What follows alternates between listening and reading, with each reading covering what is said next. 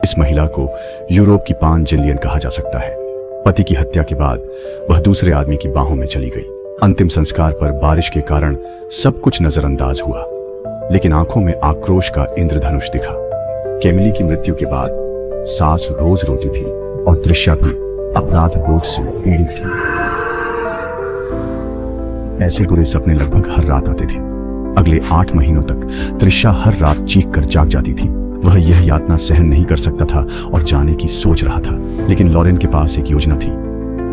आपको उसका ख्याल रखना चाहिए मिस, ये सब आपके हैं। सब कुछ मेरे हाथ में है, कुछ भी उसका नहीं है, उसका पैसा भी नहीं। लॉरेन ने त्रिशा और पेरिस में केमिली की दुकान पर कब्जा किया, पर सास ने अपने नाम से दुकान नहीं खोली।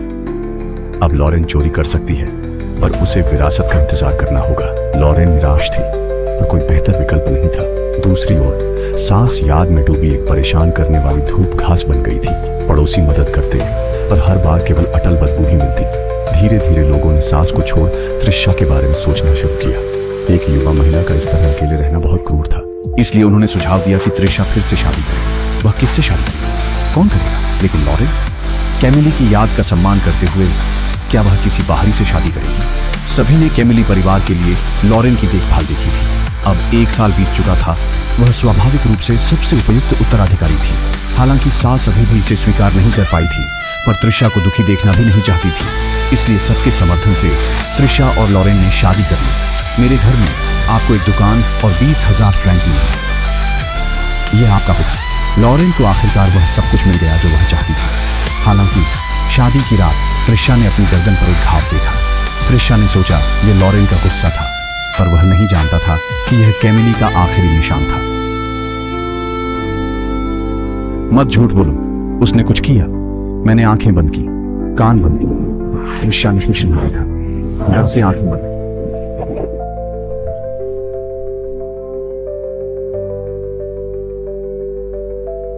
लेकिन मिकर्स की दिल दहलाने वाली चीख उसके दिमाग में अंकित हो गई। अब पति की मौत का सच जानकर त्रिशा का डर और अपराध बोध बढ़ गया। उसकी इच्छाएं भी खत्म हो गई। त्रिशा ने प्रायश्चित का बोझ सांस पर डाला।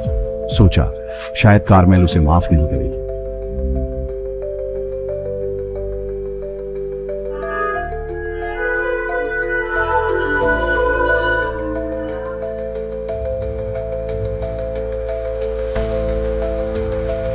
अत्यधिक उत्तेजना से पक्षाघात हुआ।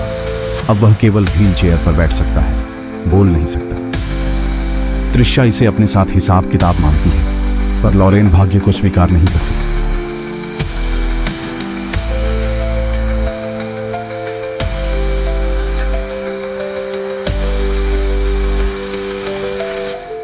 त्रिशा लॉरेन से नाराज हुई। सास के सामने उस पर हत्या का आरोप लगाया।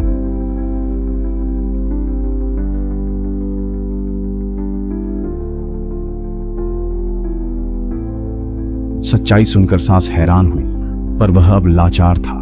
कार्मेल अभी भी परेशान करती थी। त्रिशा को कट्टरता में धकेल दिया गया था। वह शराब और दुख में डूबा, पर केमिली के शाप से नहीं बचा। इस बार उसने सपने में देखा कि वह एक कसाई खाने में है, खून से लथपथ कसाईयों से घिरा हुआ। जागने पर त्रिशा यह सहन नहीं कर सका। उसने सब खत्म करने का फैसला किया। दूसरी ओर लॉरेन भी बुरे सपनों से परेशान था। एक समय का आकर्षक व्यक्ति अब बेरंग था। केमिली की यातना से वह दवाखाने पहुंच गया। जब वे मरने की सोच रहे थे, सास ने मौका देखकर फर्श पर पूरी ताकत से आरोप लिखे। अगली सुबह जल्दी आए मेहमानों ने लिखावट देखी और तुरंत पुलिस को बुलाया। जब त्रिशा और लॉरेन ने फर्श पर लिखावट देखी, उन्हें खतरा समझ आया और मरने का निश्चय दृढ़ हुआ। दोनों नदी किनारे पहुंचे, अपने औजार निकाले, तब समझे कि दोनों एक जैसा सोच रहे थे। करो। त्रिशा के होंठ कांप रहे थे। 1 साल पहले उसने कभी नहीं सोचा था कि वह इस राह पर चलेगा। वे इच्छा और स्वार्थ से मिले, पर अंत में नियति से नहीं बच सके।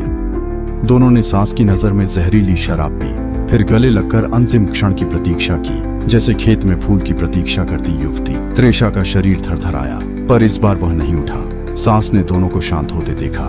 बदला पूरा हुआ, पर मृतक मुक्त हो गए। केवल ईश्वर ही उन्हें मरने नहीं देंगे।